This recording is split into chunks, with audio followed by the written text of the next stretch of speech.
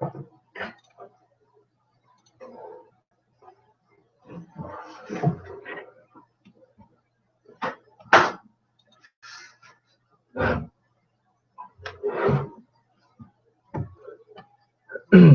hey guys, welcome to Skybound Prep. Today we're going to learn about the reading section, lesson 1, and this is on the reading passages specifically. I'll be your tutor today. My name is Brendan, and let's jump right into it. So here are some major changes in the new SAT. First of all the passages or all the questions are now passage-based, meaning there are no more sentence completion questions. So that means all the vocab questions will be within the passage as context questions, and all the types of subjects in each passage cover are all the same in each test. So the new critical reading section will consist of one passage based dealing with U.S. and world history or literature, two passages dealing with history and social studies, and two passages dealing with science. For the science passages, there are data interpretation questions, and you'll have to analyze charts and graphs. And this is similar to the ACT science passages. So here are some general approaches when you get to a reading passage in the reading section. First, you want to skim over all the questions before reading the passage, then plot the questions accordingly into the passage, given the right next to the line. So this question will allow you to specify whether you can find them in the passage or not. And plotting these questions allow you to focus your attention to portions of the passage where you can find important information for answering questions. Underline any vocab questions that is mentioned in the passage or in the questions. So an example of plotting questions would be like here. As you can see, this is the first practice test on College Board. So before you start the passage, you want to skim through the questions and for line-based questions. So in this case, line 3. This is number 3. So you go to line 1 to 65, and you mark line 1 and mark right next to it number 3. Then you go to line 65 and do the same. Do this for every question that is line-based, so you can go back to the passage and focus on the parts that you've marked. So same thing here. This one doesn't say a line, but this is the first paragraph, so you can just bracket that and say number 7, line 2, number 8, line 32, number 9, and this will be connected with number 9 because it's evidence-based. Alright, so read over the passage carefully, underlining key information that helps you understand the passage, tell the main idea, and box proper nouns, dates, and time indicators. So you just make sure you underline, box all the key information. Those are just some simple skills you can do to make the answering questions easier.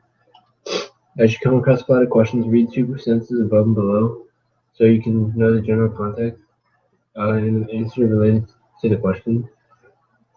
So if they give you line 2, you don't want to only read line 2, you want to read a little bit above, below. Probably the first paragraph as seen here. In most cases, you should want to read a little bit above and below just because you won't gain the main context of the question unless you read all the lines that are given and a little bit more. Let's see. As you come across, okay. Once you finish the passage, begin answering questions that you were not able to answer on your first run through the passage. Save main idea question for last.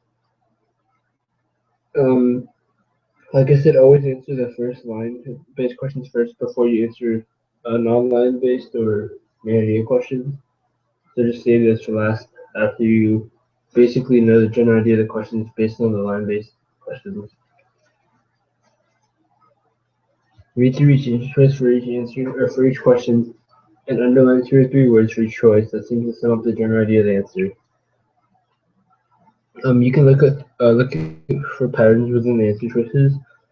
and you do not choose the answer choice that looks right except for one word. It's most likely wrong, half right or wrong. So if you see a word that makes one question or answer choice wrong, then the whole thing is incorrect. So you can mark it out.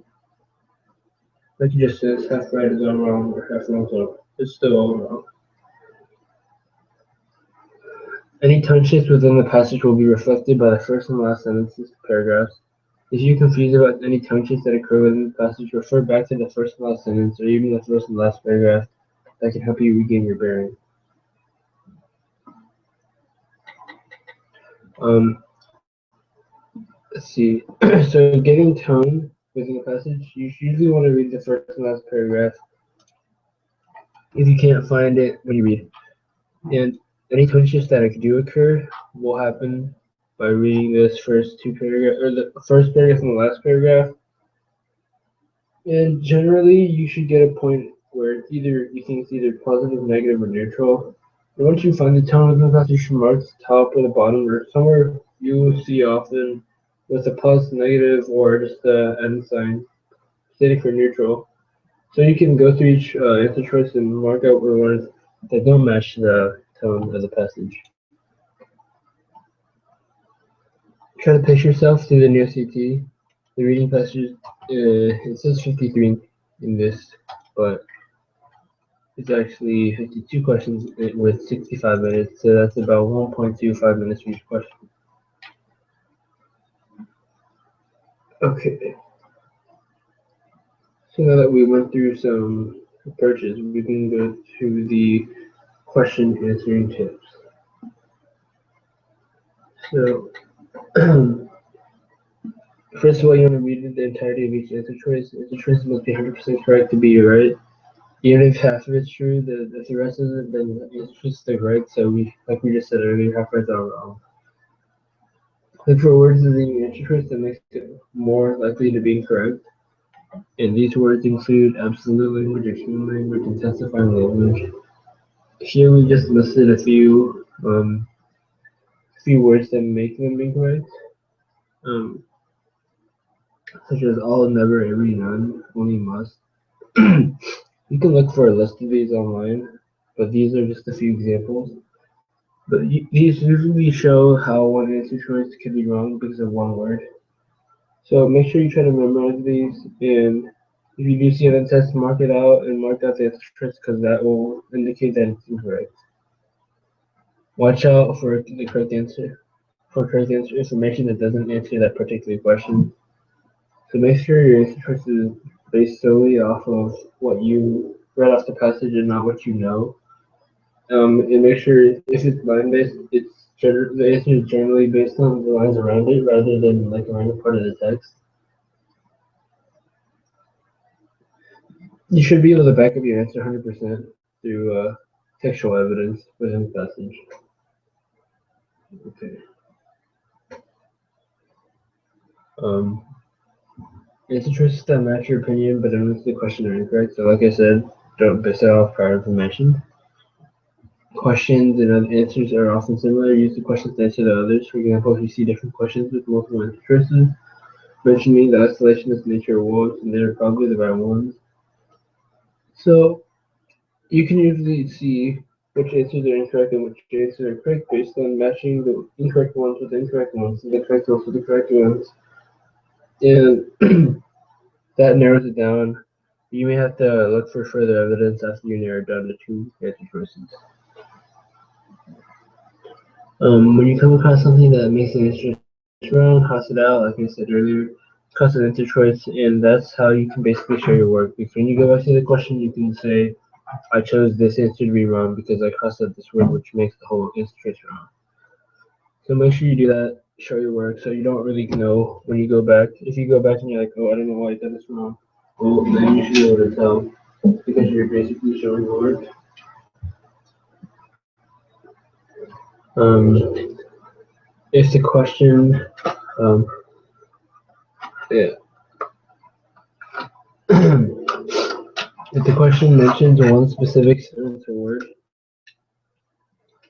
that let's see, one sentence or word, look at the sentence and surrounding sentences if necessary. So just reading around lines once again for context. If the question does not specify any lines that leave for last, then generally you can answer look at the intro, topic sentences, and first last paragraph to give the answers to these main idea questions. Answer choices will match the main idea in terms of the specific area. If you're stuck between two, the only one that most clearly matches what the passage says will be right. Be careful not to let what you know from the passage get mixed up with any prior knowledge you bring to the test or your inference. Yeah, like I just said, don't make sure not to use prior information. Only base it off the text for answering choices. Because prior knowledge can usually make it wrong and bring bias to the answer choice. When deciding between two answer choices, return to the passage and identify any words or phrases that the answer choice shares within the passage. If you're stuck on a question that is a part of the area that answer evidence from the passage shown in the second question, then limit any answers. So we're going to use that one later when we look at evidence-based questions, which are basically linked together. Yeah.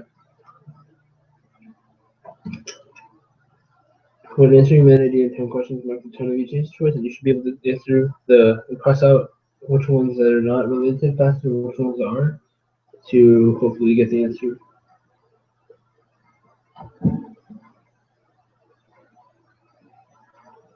Vocab questions are not strictly from the passage. So when answering vocab questions on any SAT, it is often helpful to read the surrounding sections of the passage to gain context. So yeah, read ahead, above and below each line when they're given, so you get the context of whatever line you're given. Okay, let's see. Now we're going to discuss the special case of double line passage.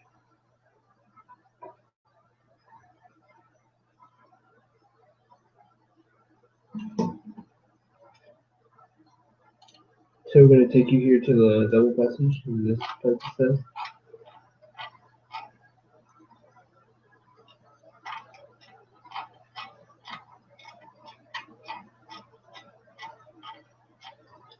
Here's the double passage, so we can run down some tips that are special to the double passage that you do not do in the single passage. So first of all, the approach is similar, but there are just a few small minor changes. First of all, you want to plot the questions as always, but while you plot, you want to mark next to the questions a 1, a 2, or B standing for both. The reason for this is you can actually designate which questions or which passage to read first based on the how often a question related to that passage shows up. So this is passage 1 specific. Same thing for all these questions here. They're all ones, meaning they all have questions related to passage 1 without saying both or passage 2. Same thing here. This is also related to passage 1. This passage 2, this passage 2, and the rest are both. So as you can see here, there's 5 passage 1 questions, 2 passage 2 questions, and the rest are all both. So you can allocate which one's the most important passage, which is passage 1. So you're going to read passage 1, and don't forget to plot the questions along with it, other than writing 1s and 2s and B's. Once you've done that, once you've done that, you want to read passage 1 and underline all the stuff and answer the questions. Once you've answered passage 1, don't exactly go to passage 2 yet. Here's the trick. You want to go to both questions and mark out what you already know, given that you read passage 1. After you've crossed out answer choices off your general knowledge of passage 1, read passage 2, answer other questions, and then you go to the both questions, coming in with a few answer choices that are incorrect, and you can answer them based on reading 1 and 2. So, that's a quick tip. Not that hard. Just follow the step. Plot, read 1, answer 1. Go to both. Answer or mark out anything you can do given passage 1. Answer passage 2, and then go back to both and answer everything else.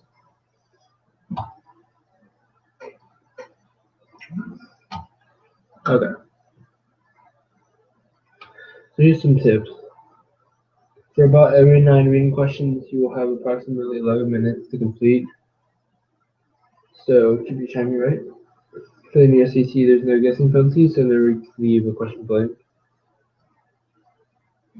If you're having trouble deciding between answer choices, then try what you think you know the answer is, and then match it with the answer choices given. If you find yourself short on time, you can scout the passage to determine which one is difficult and which one is easier to digest. Um, since you can answer the questions in whichever order you want, you can actually pick which passage you think is easiest. So you want to skim through the passages. Mostly the fiction ones and the non-fiction ones are the easiest. One, the historical ones are probably the hardest ones, so leave those for last. So again, watch your time. Don't spend a huge amount of time on one question. You can flag the question, go back to it, and if you don't get back to it, make sure you just answer. You put a random answer choice because there's no guessing penalty. And if you feel like you run out of time, just make sure you practice because you get your timing right and see how much time you need to read, spend plotting, and answering questions.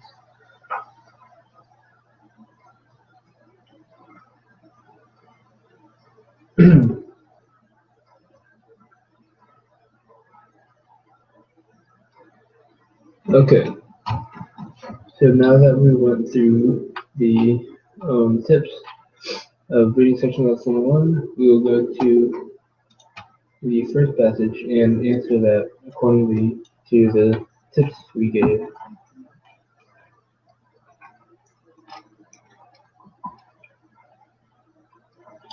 So,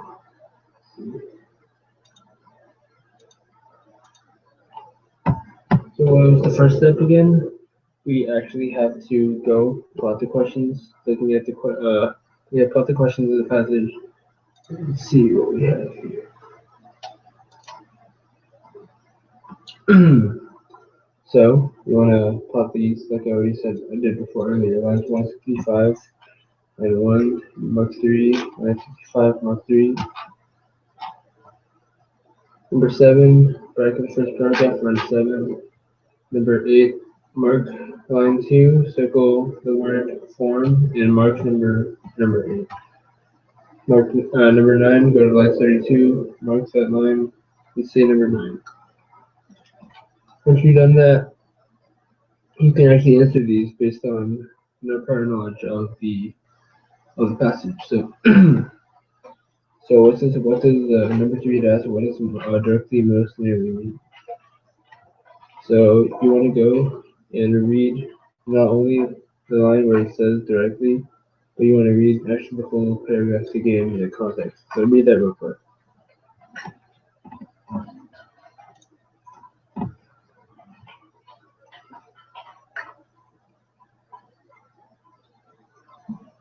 Okay. Now you want to go to line 65 and read the same thing here.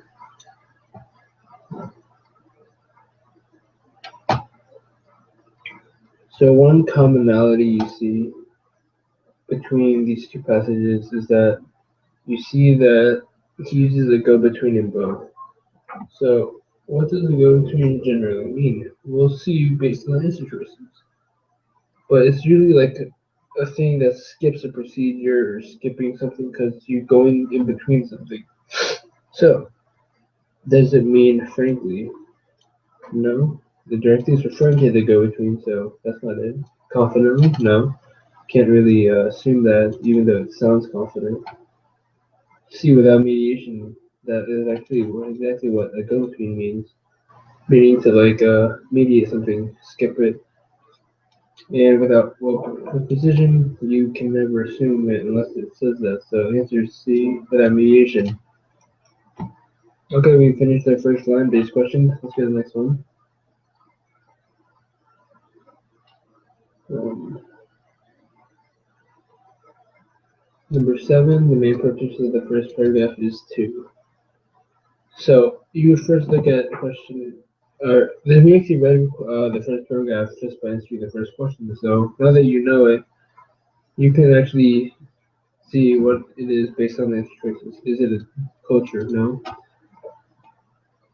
Is he criticizing a tradition? Is my criticism here? Is he questioning suggestion?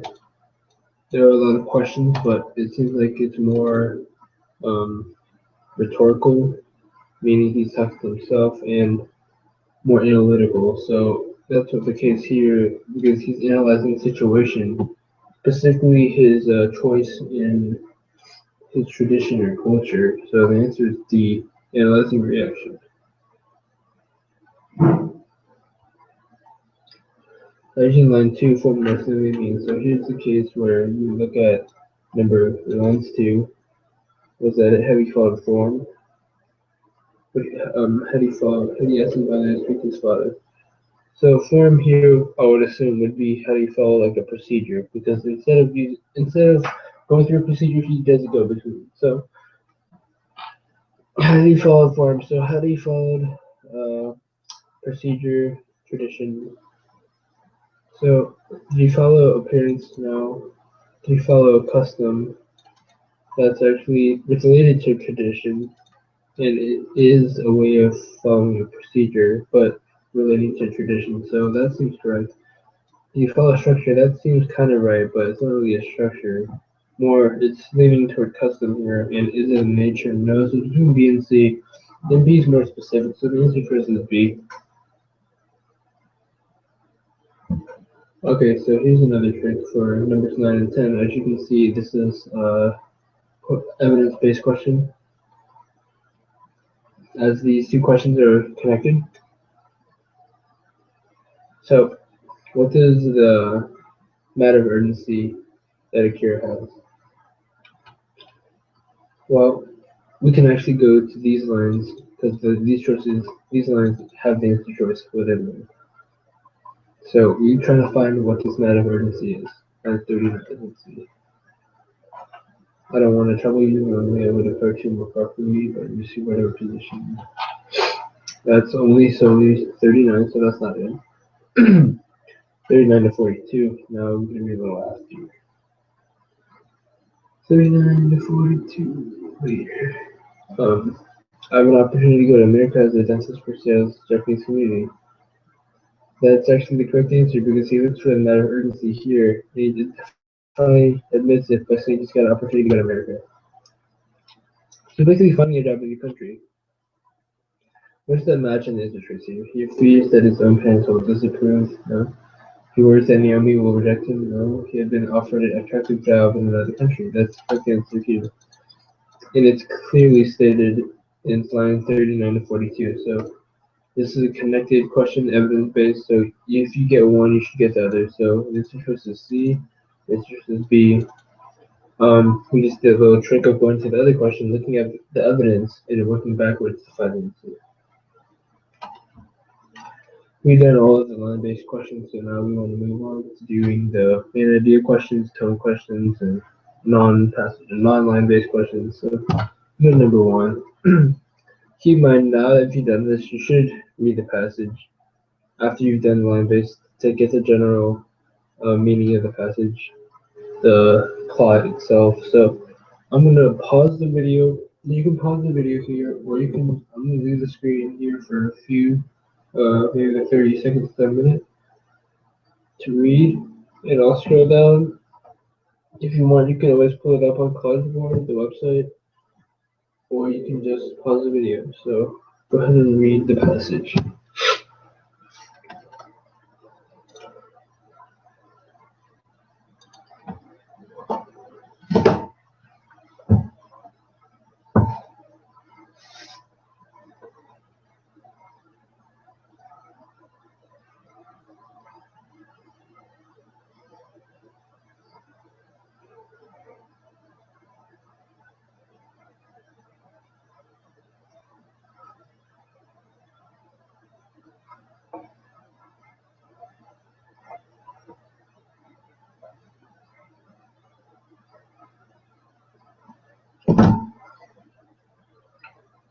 Okay.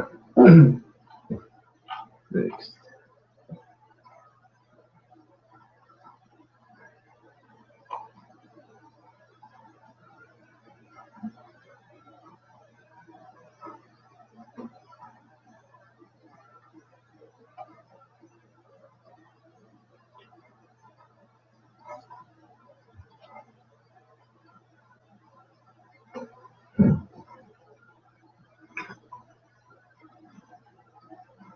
Okay, now given these, given that you read the passage, we can answer the question here.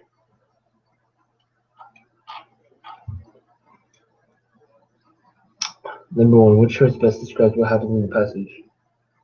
So, what you can do here is just simply know the passage and answer it based on that. Is the main idea of arguing and intruding on the home? No. The main idea is surprising request from another character. There is a request and it's quite surprising, so that seems the correct answer. Is it about reminiscing over the years? No. Criticizing, that's just wrong. So the answer is B. Slowly reading the passage, you should be able to answer this question, so I hope you've read the passage and understood it clearly. Which traits best describes the developmental pattern of the passage? It's an analysis of a traditional practice. It's not a traditional practice because he's marrying not traditionally, so that makes the answer choice incorrect. Depiction of a meaningful encounter. It's another general question, general idea answer choice. Was it a meaningful encounter? Yes, it was. And was it detailed depiction as well? Yes, it was. That seems like the right answer as well. Was it a definitive response to a series of questions? No. Was it cheerful, recounting of amusing? It's not amusing, so the answer is B. So B and B here. So number 4, this is evidence-based, so what can we do? We can use that little trick we learned earlier. Look at the answer choices, then look at the answers. So which question does he fear most fear from Chi? We can look at the lines here. What does he fear? So line 33. His voice was soft and fine. He strained his still indifferent picture face. This shows no answer to why he was fearful. So answer A is wrong. 49 to 51. Does he fear? You know how children speak so earnestly, so hurriedly, so endearingly about things so we have no importance in the dull minds. This doesn't address the question either. That's incorrect. 63 to 64.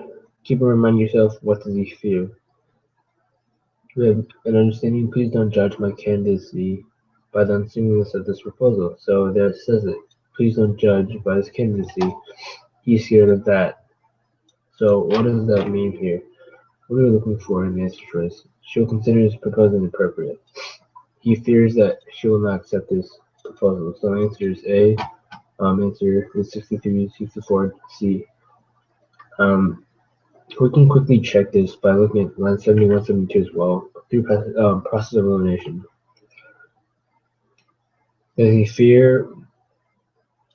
Eager to make his point, he's been looking her full in her face. No, that's just the random depiction of an occurrence. So, answer choice is C. Answer the question earlier. So here, in the passage, Yukari addresses Shi with, this one is no evidence based, so you have to understand it by just reading. And as you can see, they interact earlier up here. So if you read it, you should see that he bowed. He also calls her madam. These are all signs of respect. So is it affection? No. Objectivity? No. Amusement? No. But respect and not utter deference. So that's the case here. The answer is D. I got that answer solely just reading the passage and seeing small details. So hopefully you don't skim it and just big small details, but that's because you have to get used to it. So I've actually answered all the questions in this practice test, so if you have no questions, please feel free to look at the chat and answer the question or ask questions. If there are no questions, then let's see. If there are no questions, then I'll go ahead and end it. Alright, that'll be it. Thank you.